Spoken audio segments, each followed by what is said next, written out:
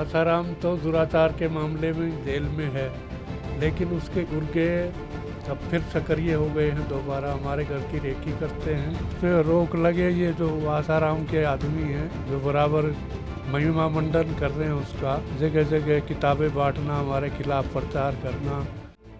आसाराम जोधपुर की जेल में आजीवन कारावास की सजा काट रहा है, लेकिन उसके गुर्गे अभी भी शाजापुर में रेप पीड़ित लड़की के घर की रेकी कर रहे हैं, जिसकी शिकायत पीड़िता के पिता ने पुलिस से की है।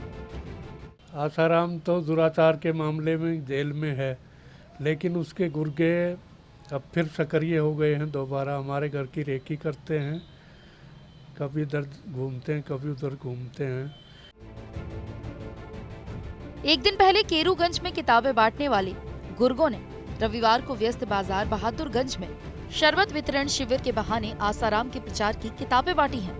आसाराम के लोगों के शहर में आने के बाद पीड़िता के पिता ने चिंता जताई। डर के चलते उन्होंने घर से निकलना बंद कर दिया है। और किताबें बांटते हैं। कल बहादुरगंज में किताबें बांटी शरबत बांटने के बहाने, ऐसे केरूगंज में भी किताबें बांटी। आश्रम में भी इधर सक्रियता उन लोगों की बढ़ गई है।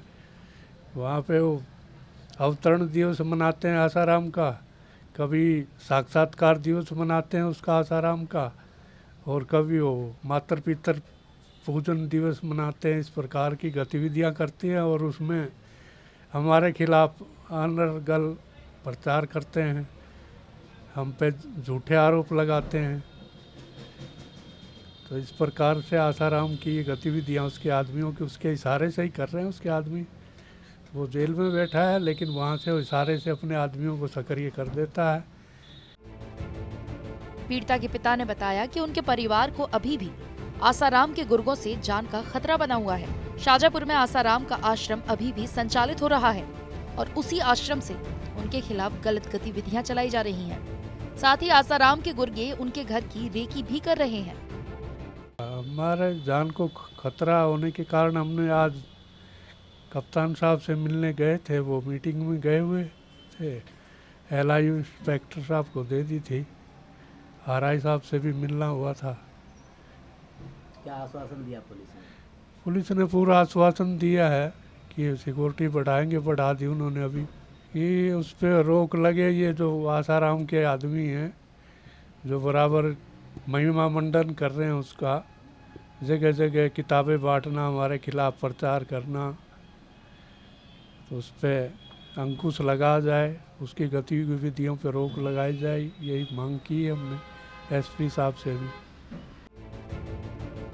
आसाराम के गुर्गों से जान को खतरा बताते हुए पीड़िता के पिता ने SP को एक पत्र देकर अपनी सुरक्षा की गुहार लगाते हुए अपने परिवार की सुरक्षा बढ़ाए जाने की मांग की है। उन्होंने बताया कि दुष्कर्मी आसाराम अपने बुरे कर्मों की सजा जेल में काट रहा है, लेकिन उसके गुर्गे अभी भी शाजापुर में सक्रिय हैं और उनके परिवार को नुकसान पहुंचाने की फिराक में हैं। पीड़िता के पिता ने मुख्यमंत्री योगी से गुहार लगाते हुए मांग की है कि आसाराम के गुर्गों की पहचान कराकर उन्हें गिरफ्तार किया जाए और उनके परिवार की सुरक्षा को बढ़ा दिया जाए। इसके साथ ही बेटी के पिता ने ये भी मांग की है कि शाजापुर में बना आसाराम का आश्रम जिला प्रशासन द्वारा सीज कराया जाए, क्योंकि आसाराम के गुर्गे आश्रम में समय समय पर आसाराम का अवतरण दिवस और साक्षात्कार दिवस मनाते रहते हैं।